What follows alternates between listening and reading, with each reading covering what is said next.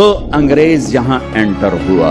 کب انٹر ہوا؟ جب ہم زوال کا شکار تھے. اب آپ حیران ہوں گے، جب صرف 2 لاکھ کے ساتھ، کبھی 2 لاکھ سے زیادہ گورا اس ملک میں نہیں رہا، اور 20 کروڑ انسانوں پر حکومت کس لیے کی؟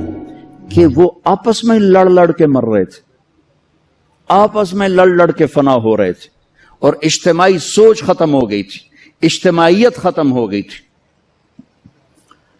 تو 1757 میں سراج الدولہ کو شکست ہوئی، اور وہ اس کا حقدار تھا کہ اسے شکست ہوتی. سازش میں چھوٹا سا بہانہ ہے، سازش ہوئی، میر جعفر مل گیا، لیکن میر جعفر کا ملنا شکست کا سبب نہیں ہے، سبب نااہلی ہے. سراج الدولہ دن کے 12 بجے اٹھتا تھا، پورے بنگال کا بادشاہ، اور اس کے مقابلے میں کلائیو، لارڈ کلائیو، اس کی کلرک کی حیثیت تھی. وہ کم وقت دن چڑھنے سے پہلے گھوڑے پہ سوار ہوتا تھا اور دن چھپنے کے بعد گھوڑے سے اترتا تھا. وہ سارا دن گھوڑے کی پشت پر، اور وہ سارا دن رات کنیزوں کے درمیان، لونڈیوں کے اندر سراج الدولہ، اور دن میں سوئے ہوئے ہیں. نواب صاحب 12 بجے اٹھیں گے تو شکست تو پھر مقدر ہے. میدان ان کے ہاتھ میں ہوتا ہے جو میدان میں کھڑے ہوتے ہیں. راگ و رنگ، ناچ گانا، موسیقی، یہ زوال کی نشانیاں ہیں. جو قومیں تباہ ہوتی ہیں وہ سارنگی کی سر پہ تباہ ہوتی ہیں. جو قومیں سر اٹھاتی ہیں وہ تلوار کی جھنکار پہ سر اٹھاتی ہیں، وہ تیر کی سنسناہٹ پہ سر اٹھاتی ہیں. میری ساری نسل گانے بجانے میں ڈوب چکی ہے، اور میرے دانشور اس کو تہذیب اور ثقافت کا نام دینے کے لیے سارے زور لگا رہے ہیں. ارے مجھے چھوڑ دو، میری بات دیوار پہ مار دو. پاگلو، اپنے شاعر کو پڑھ لو جس کو تم سارے مانتے ہو. تجھ کو بتاتا ہوں کہ تقدیر امم کیا ہے، شمشیر و ثنا اول، طاؤس و رباب آخر. جب قومیں اٹھتی ہیں تو ان کے نغمے تلوار کی جھنکار ہوتی، گھوڑوں کی ہن ہناہٹ ہوتی ہے. ولادیات ذبحان، قربان جو میرا قرآن، میرا اللہ گھوڑوں کے ہن ہنانے کی قسم اٹھا رہا. ہائے ہائے ہائے ہائے. ولادیات ذبحان فالموریات قدحا فالمغیرات صبحا فاثرن به نقعا ووسطن به جمعا. تیمور نے دنیا فتح کی، کبھی محل میں زندگی نہیں گزاری، خیموں میں کم وقت سوتا رہا، ساری زندگی خیموں میں سویا. چنگیز خان دنیا کا سب سے بڑا فاتح ہے، ساری زندگی خیمے میں سویا، کبھی محل میں نہیں سویا. اس کی اولادوں نے سونے چاندی کے گھر کھڑے کر دیے، وہ موت تک خیمے میں سویا. کہ آؤ میں تمہیں بتاؤں، آؤ میں تمہیں بتاؤں کہ قوموں کی تقدیر کیا ہے. بلندی کب آتی ہے؟ زوال کب آتا ہے؟ جب شمشیر ہوتی ہے، تیر و تلوار کے نغمے ہوتے ہیں تو یہ اوپر اٹھتے ہیں، اور جب تان سین ہوتے ہیں اور طبلے کی تھاپ ہوتی ہے اور سارنگی کی سر ہوتی ہے اور گانے والی کیا آواز ہوتی ہے، تو پھر وہ قومیں سو جاتی ہیں، ڈوب جاتی ہیں، ہلاک ہو جاتی ہیں، تباہ ہو جاتی ہیں. تم شریعت کو بیچ سے نکال دو، تاریخ کو بیچ میں لاؤ کہ قوموں نے عروج کیسے پکڑا، زوال کیسے آیا. سارے حکمران ڈوبے ہوئے تھے سارنگیوں میں، کنیزوں میں، تو اللہ نے انگریز بھیجا، جاؤ ان سب کو جوتے مارو اور ان کو تخت سے کان سے پکڑ کے اتار دو. آخری میں ٹیپو سلطان تھے، لیکن جب کوئی قوم ڈوبتی ہے تو ایک فرد مشکل سے ہی کسی کنارے لگا سکتا، لہذا وہ اپنی جان کی قربانی دے گئے. 1799 4 مئی 1799 دریائے توی وہاں بہتا ہے، اس میں اپریل کے اینڈ میں سیلاب شروع ہو جاتے ہیں اور فوجیں رک جاتی ہیں. لیکن میرے اللہ کو مسلمانوں کا اقتدار ختم کرنا تھا، تو اس سال موجیں نہیں آئی، سیلاب ہی نہیں آیا، دریا خشک پڑا تھا. اور انگریز کی مدد کرنے والے کون؟ نظام الدین، حیدرآباد کے مسلمان حکمران. مرہٹے تو چلو ہندو تھے. جب ضمیر سوتا ہے، جب حکومتیں کیوں چھینی؟ کہ ٹیپو جیسے شاہ سوار کے لیے، شیر نر کے لیے نظام الدین کی فوج آ رہی، مسلمان فوج آ رہی، اس کے لیے تو انہیں ڈوبنا چاہیے، انہیں مرنا چاہیے، انہیں غلامی کا طوق پہننا ہوگا. میرے رب کا نظام ہے، میرے رب کا قانون ہے کہ یہاں نااہل کو نہیں بٹھایا جا سکتا، اہل ہی آتے ہیں تو نظام چلتا ہے۔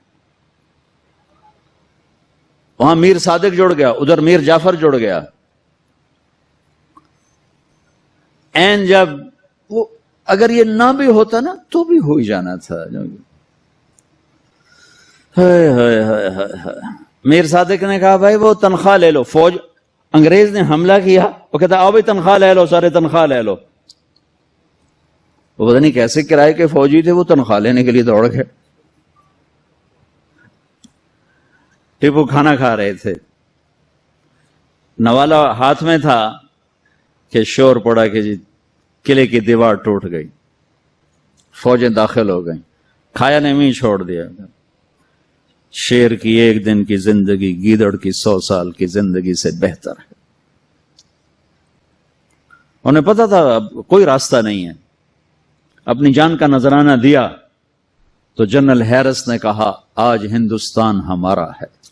پھر دلی بھی آ گئے۔ شاہ عالم ثانی کے زمانے میں دہلی میں انگریز داخل ہو گئے، اور پھر بہادر شاہ ظفر جو 1857 کی جنگ آزادی، وہ ایک ایسے جیسے یہ ہمارا جلوس نہیں ہوتا، جلوس، ان جلوسوں نے کبھی کچھ کیا؟ جلوسوں سے کچھ نہیں ہوتا سوائے کہ 2-4 گڈیاں ساڑھے ہو، 2-4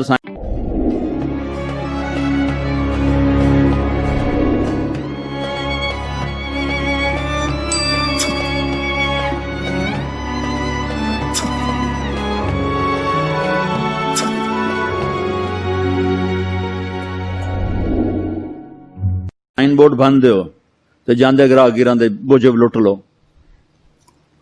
تو وہ ایک جلوس تھا، نہ کوئی نظم تھا، نہ کوئی ترتیب تھی۔ اور ظلم کا جواب ظلم نہیں ہوتا ہے۔ جب انہوں نے دلی پہ قبضہ کیا تو انگریز عورتیں تھیں وہاں، 70 انگریز عورتیں تھیں اور 30-40 بچے تھے، انہوں نے سب کو ذبح کر دیا۔ ان کے ساتھ اللہ ہوگا جو عورتوں کو ذبح کر دیں، جو بچوں کو ذبح کر دیں۔ میرا دین ظلم کی اجازت نہیں دیتا۔ حضرت علی اور یہودی آپس میں جنگ ہو رہی، خیبر قمواس کا قلعہ، ابھی بھی اس کی دیواریں کھڑی ہیں۔ میں پچھلے سال گیا تھا وہاں، اس کو دیکھا تھا جا کر، جہاں سے حضرت علی چڑھے، دروازہ توڑا سر، تو اس پر وار کرنے لگے، اس نے منہ پہ تھوک دیا، تلوار پیچھے کر لی، کہ چلو دوبارہ۔ کہنے لگے ہیں دوبارہ کیوں؟ مجھے قتل کیوں نہیں کیا؟ تو میرے اوپر چھا گیا تھا کہ پہلے تو میں اللہ کے لیے قتل کر رہا تھا، جب تو نے میرے منہ پہ تھوکا تو مجھے غصہ آ گیا، مجھے ڈر لگا کہ تمہارا قتل میرے غصے کی وجہ سے کہیں نہ ہو، اللہ نہ ناراض ہو جائے، میں تمہیں اللہ کے لیے قتل کر رہا ہوں۔ انہوں نے کہا میاں مجھے کلمہ پڑھا دے، مجھے نہیں لڑنا۔ اور جب اسلامی لشکر جاتے تھے تو حکم ہوتا تھا کسی بچے کو نہیں قتل کرنا، کسی عورت کو نہیں قتل کرنا، کسی گرجے کے راہب پادری کو نہیں قتل کرنا، بوڑھوں کو نہیں قتل کرنا، درختوں کو آگ نہیں لگانی، درختوں کو نہیں کاٹنا۔ اس نے ناکام ہونا ہی تھا، لیکن اس میں مرزا الہی بخش، نجف خان، نواب شجاع الدولہ، یہ 3 آدمی اس میں ذریعہ بنے۔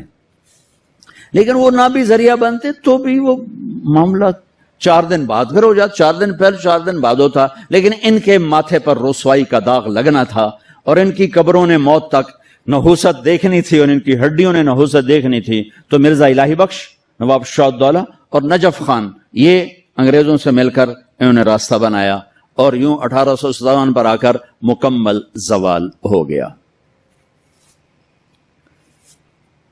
اور پنجاب میں رنجیت سنگھ آ گیا، ایک گجرانوالے کا تھا، ڈاکو سے بادشاہ بن گیا، لیکن کم وقت اتنا کامیاب حکمران نکلا کہ انگریز آنکھ نہیں اٹھا سکے جب تک رنجیت سنگھ زندہ رہا۔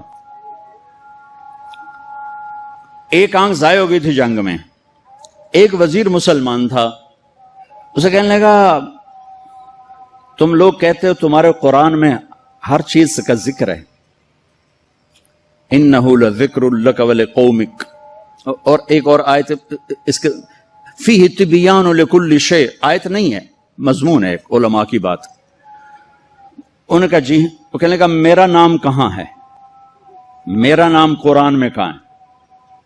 وہ کہنے لگا تھوڑا نام کیوں نہیں ہو سکتا قرآن؟ اس کہ پھر توڑے علماء کیوں آندن قرآن ہر شے. وہ چپ ہو گیا. شام کو اپنی محفل میں اس نے بات کی تو وزیر کا مراسی بیٹھا تھا. انہوں نے کہا حضور تسی مینو لے جاؤ میں جواب دے سا دا. اس جگہ اتنے علماء بول نہیں سکے تو کتوں جواب دینا, تو میں لے تے جا تو ویکھی میں کیویں جواب دینا. اگلے دن وہ آ گیا. کہنے کا حضور وہ کل بات بیچ میں رہ گئی تھی, یہ بات تو ساڈا مراسی تو جواب دے. عالم دی لوڑ ہی کوئی نہیں. اس کہ اچھا اوے میرا نام ہے قرآن کہ جی ایک واری دساں 10 واری دساں. اس کہ ایک واری دس دے مینوں سہ. اچھا وہ ایک آنکھ نہیں تھی, کانا تھا کانا. تو اس نے کہا ساڈا قرآن 100 واریاں دا کان من الکافرین کان من الکافرین. ایک کافر ہونا ہے تے کانا ہونا ہے تے تو ہی ہوتا ہے اور کیڑا ہو.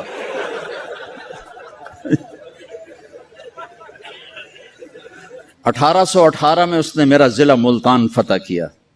رنجیت سنگھ نے, مظفر خان کی حکومت تھی. وہ 5 بیٹوں سمیت شہید ہوئے. وہ خود بڑے عالی حکمران تھے لیکن نہ عوام میں جان تھی نہ فوج میں جان تھی. صلاحیتیں ختم ہو چکی تھی. شہید ہو کے 5 بچوں سمیت شہید ہو کے.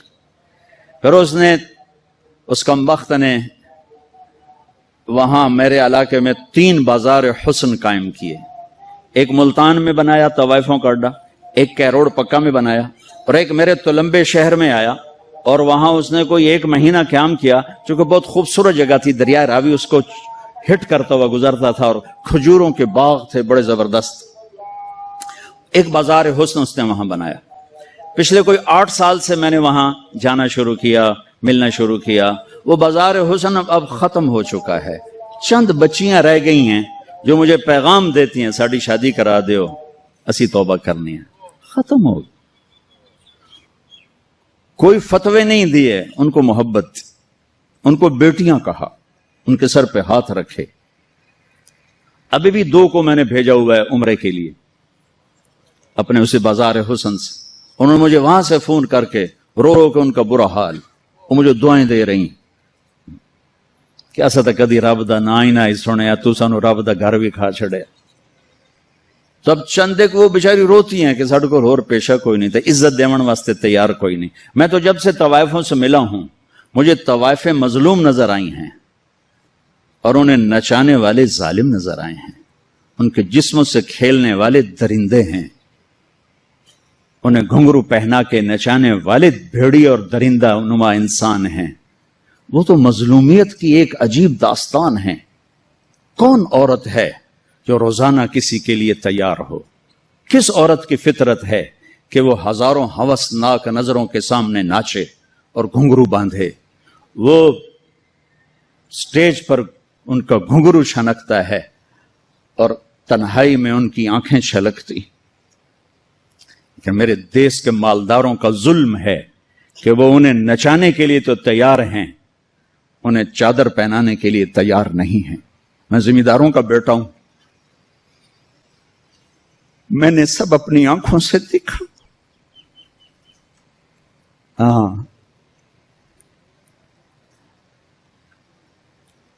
مالداروں کی ہوس کا نشانہ بننے والی طوائف ہو گئی, اور مالدار چودھری صاحب بھی رہا, کوئی دامن پہ داغ ہی نہیں. میاں صاحب کا میاں صاحب رہا, شیخ صاحب کا شیخ صاحب رہا, افسر کا افسر رہا, اور اس کے ماتھے پہ طوائف کا داغ لگا جو موت